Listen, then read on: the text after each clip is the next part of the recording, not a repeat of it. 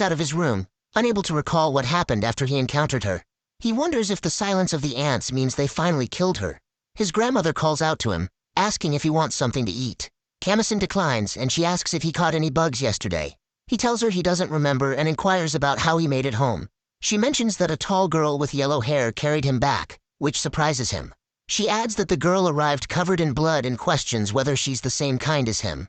Kamison denies it and realizes that Yejin must still be alive. At this moment, he hears the familiar secret voice of the other INSECTOR and begins moving toward it. Meanwhile, Yejin and her boss stand in an open area, with the boss commenting on the trouble Yejin has caused. He asks why she hasn't killed the black ant yet. As they talk, Kamison arrives there in his Ant-Man form. Both Yejin and her boss also shift into their INSECTOR forms. Yejin leaps at Kamison to attack, but he easily dodges her. Using his powerful hand, he delivers a crushing punch to her stomach, which sends her back and also breaks her armor. As Kamison moves forward, she asks where he's going since the battle isn't over. She grabs his foot, telling him that if she doesn't catch him, she won't be able to complete her goal of taking revenge on the celestial insects. Watching this, her boss remarks that she is completely useless, who just crawls on the ground. She calls him Jang Yul and asks what he's doing. He responds by questioning if she truly thinks he would help her with her revenge. He adds that in the end, he planned to offer her to the celestial insects as well. Feeling angry, Yejin tells him that she's endured all these hardships for him, and now he's just going to let her die like this. As Jang prepares to attack her with a hand strike, Kamison jumps into the air, but Jang doesn't see him. When Kamison lands, a blast erupts, and he leaps into the air again. Jang laughs and comments that there are mines planted in the area, and Kamison will explode soon. Meanwhile, Kamison thinks that he needs to increase his speed and aim for Jang's hand to defeat him. He activates a surge of power within himself. As Jang moves to strike again, Kamison dodges the attack, and by swiftly grabbing his hand, he quickly cuts off his head. Yejin gets shocked to see that, and he transforms back into his human form and orders the ants to consume the body. As he walks forward, Yejin calls out to him, asking why he saved her and if he's against the celestial insects. Then Kamison demands to tell him what happened the day they fought. Feeling surprised that he doesn't remember, she begins explaining that when she blocked his attack, he threw her harshly to the ground.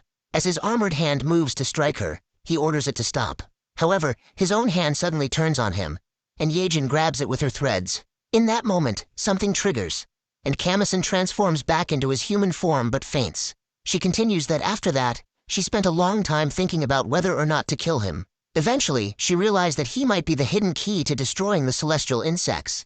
Telling him everything, she explains that now he is the target of the celestial insects because Jang is dead, and their supply of humans will decrease. She warns that if they dig deeper, they'll target his family, friends, and anyone close to him. She assures him that she will help him, and they have to fight together. However, Kamison rejects her offer, claiming that she's just clinging to anything because she can't handle this on her own. He tells her that he can't help those who are already lost. With that, he places his aunt's hand on her face and says he will devour everything. The next day at school, the teacher comes in and calls attendance. But when she asks about Yejin, she isn't present. The teacher is confused, as Yejin has never been absent before. Noticing this, Nosu and his friend look pleased. They mention that there was an accident at Namunchen the day before, and since they often saw Yejin there, it likely means she's dead. The two are pleased by the news, but to their surprise, Yejin walks in and presents herself to the teacher. Meanwhile, at the spot where Jang was defeated, a group from the Bug Reapers is inspecting the area. They find his prosthetic leg and a strange bug pill. As they examine the scene, a healthy man approaches, who attempts to enter the restricted area. A worker tries to stop him by placing a hand on his shoulder, but the man quickly cuts the worker's hand away. The group immediately reacts, and one of them calls for backup, reporting that there's an untransformed INSECTOR present. The healthy man then kills everyone at the scene. After picking up the bug pill, he makes a call and informs the person on the other end that the sample has been secured. Meanwhile at school, Yejin tosses a note to Kamison, asking to meet him outside. When he joins her, he seriously asks why she called him. She questions why he's asking, as if he doesn't already know. She recalls the moment when he had placed his hand over her mouth, and how in that instant, she thought she was going to die. But when she woke up, she found herself safe. As she reflects on this, Kamison steps closer to her, and she asks for his cooperation. He dismisses her, saying that she's just emergency food for him.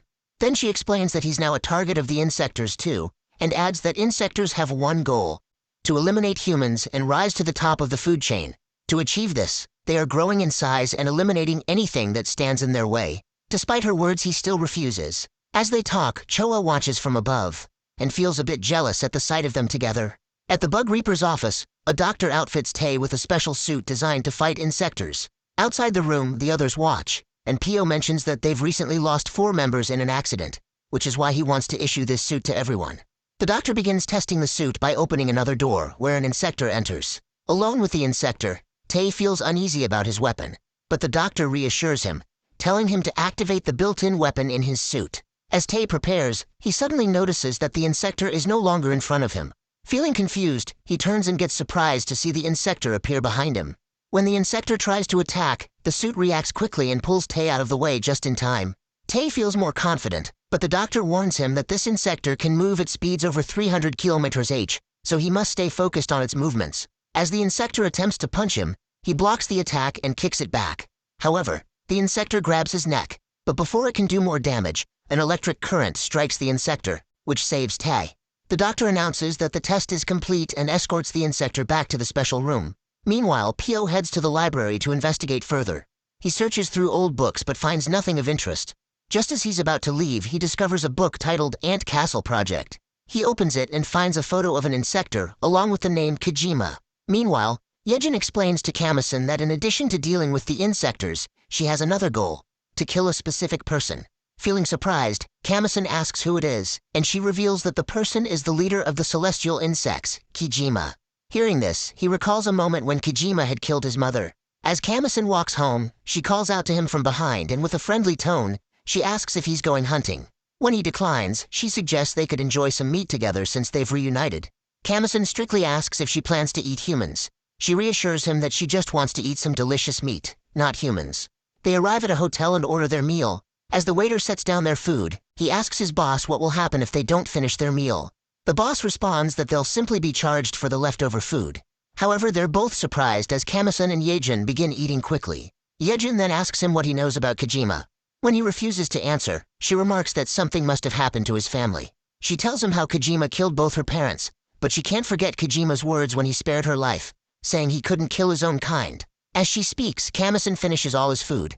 Noticing this, Yejin orders more, which surprises both the waiter and the boss. After their meal, they leave the restaurant, and Yejin suggests they grab a drink. While she is ordering at a nearby drink shop, Kamison notices something odd about the people walking around them. When a girl and a boy walk by, he angrily declares that he's going to eat them. The girl laughs and they walk away. When Yejin returns and asks about his strange look about the couple, he responds that someone is an INSECTORs. Meanwhile, Choa arrives at the hospital where her friend Seijin is staying.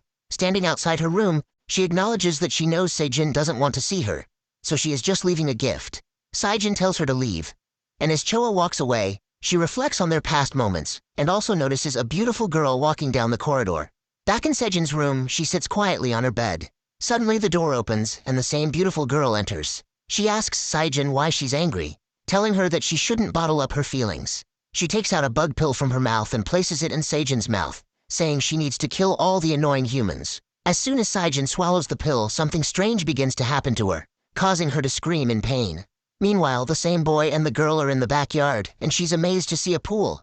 Her brother teasingly pushes her into the water and tells her that she can play as much as she wants. But when she looks up, she's confused to find him gone. To her surprise, he suddenly grabs her foot from underwater and throws her to the bottom of the pool, which causes her to faint. He mutters that now he can eat her to satisfy his hunger. The boy, an INSECTOR, suddenly feels something strange outside the window. It's Kamison, the Ant-Man, who bursts through the glass and kicks the boy hard. The INSECTOR tries to fight back, but Yejin arrives and by using her thread magic, she ties him. She then pulls the girl out of the water and feels relieved to see that she's still alive. When the INSECTOR asks why they're interrupting his meal, Kamison moves to attack him, but Yejin stops him and suggests that capturing the INSECTOR might reveal something important. Realizing they're hunting their own kind, the INSECTOR demands to know if they're truly confident they can defeat him. Suddenly he transforms into his INSECTOR form, Zagana, and launches powerful slashes at them, which gives some injuries to them. He mocks them that they've always hunted weaklings, so now they dare to challenge a member of the celestial insects. Zagana is actually a pawn skater insect, and as Kamison and Yejin try to strike, he easily blocks their attacks with his twin swords, and swiftly leaps toward Kamison to attack. Then Yejin quickly pulls Kamison out of the way of the attack. She feels confused by Zagana's movements and wonders if he has control over the water. She notes that the entire area is surrounded by water, and if she gets too close, she'll be in his deadly range. She reflects on the power of the celestial insects, realizing they are far stronger than she expected, even among the insectors. As she is thinking that, Kamison suddenly leaps towards Zagana and orders her to lay a thread across the water's surface. Despite her worries, she follows his command, and he realizes that he has to unlock the mysterious red power he gained from defeating Zhang. He moves closer to Zagana by focusing on eliminating the troublesome twin swords. The fight turns into a close combat struggle, and with swift moves, Kamison lands some punches on Zagana's ribs, causing the swords to drop. Fueling the red power, he leaps toward him for a final attack. However, to his surprise, Zagana pulls out 2 more swords from his back and delivers a powerful cross slash that cuts through Kamison's armor. Just as things are getting wrong, Yejin steps in, and by grabbing Zagana's sword with her threads, she pulls it up from his hand. Seeing the chance, Kamison swiftly grabs the sword and drives it into Zagana's chest. Zagana tries to retaliate with another slash, but Kamison blocks it with his hand and commands the ants to swarm and devour the insector, which causes Zagana to scream in pain. Suddenly, the same healthy guy who had previously killed members of the Bug Reaper group appears. He punches Kamison in the face, and by also striking Yejin, he throws his club card toward them and brings Zagana out of there. Meanwhile, Seijin returns to her town and goes to visit her friend, who is surprised to see her. Her friend asks her to move aside, but Seijin steps closer and gives her a sweet kiss on the lips, something she often does. However, this time, things are different because Seijin is now an insector, who extends a long tongue from her mouth and kills her friend on the spot. Once she's finished, the same beautiful woman who had given Seijin the bug pill in the hospital appears. She asks her about the taste of human blood as it's her first time drinking it, and Seijin comments that it's delicious. On the public train, a man stands among the crowd who is acting strangely. He feels hungry, and suddenly with his long tongue he kills everyone on the spot. Meanwhile, Choa walks in the street on her way to school. She spots Kamison ahead, and, as she looks at his face, she's surprised to see that it's injured. As they walk together, he explains that he was in a fight, which is why he looks like this. When Choa arrives at school, she's happy to see Seijin, who looks much better now. She comments that she was so worried because she hadn't even visited her. Seijin tells her that she was trying to avoid meeting because she had gotten her hair cut. As the two chat, Kamison also comes to class, and Seijin asks her about the seat next to her. Choa mentions that it belongs to Yejin, the class leader. Meanwhile, Yejin rests at home and texts Kamison that she can't come to school because she has been to the hospital. She then looks at the card thrown by the mysterious man and wonders who he could be. At school, Nosu teases Seijin about her short hair. When he notices a cut on the back of her head, he's surprised but continues to tease her. As Seijin starts to get angry and her insector side begins to emerge, Choa suddenly punches Nosu in the face and tells him to apologize to Seijin for his behavior. Nosu agrees and quickly walks away. Meanwhile, Kamison senses something strange in Seijin's energy and thinks it's too unstable for her to be an insector. Back on the train, the man who killed all the passengers transforms into his larva insector form. At this moment, 2 brothers of the Bug Reaper group, Ko and Ro, arrive and are shocked by the size of the larva insector. Ro says they need to capture it and take it to headquarters so the doctor can investigate it. As they talk, the insector suddenly attempts to attack Ro, but Ko quickly throws a liquid at its face and shoots it in the head. However, the insector doesn't go down, and it strikes Ro with its tail. Ko angrily grabs the insector and comments that he's much stronger than his brother and throws it away. Noticing the opportunity, Ro leaps at the insector and swiftly cuts it away. As the insector dies, Ko says they still need to bring it back to headquarters, but Ro has already killed it. Just then, a small bug pill emerges from the insector's body and crawls into Ro's head. Afterward, the brothers arrive at the Bug Reaper group's headquarters, carrying the large larva. As they talk about Dr. Man, Tae and Sam call out to them from a corner. They mention hearing about the larva capture but tease the brothers that it's too bad they were the first to catch it. Ro steps forward with an unusual attitude, surprising Tae with his sudden behavior. Meanwhile, the doctors begin inspecting the large insector and discover the small larva inside it. Back at school, class ends, and Choa signals to Seijin that they have to get some meat together. They head to a hotel, where Kamison is also with them, and Seijin teasingly asks Choa if she's dating him, but Choa quickly denies it. However, Seijin feels confused to notice the way Kamison is looking at her. After they enjoy their meal, they leave the restaurant, and suddenly Seijin receives a message that surprises her. She turns to Choa and says she needs to go somewhere urgently. As she leaves, Kamison and Choa start walking together. Choa happily comments that she's glad to see Seijin looking brighter than she expected. Then, she suddenly remembers that she needs to give Seijin an important book. When she tells Kamison she's going to leave, he grabs her hand and asks her not to go. He explains that Seijin has only just been discharged from the hospital, so the teacher will understand if she's a little late. Meanwhile, as Seijin talks on the phone, a car stops in front of her. An elderly man inside tells her to get in quickly. Nearby, Nosu's friend looks at Seijin and comments that he got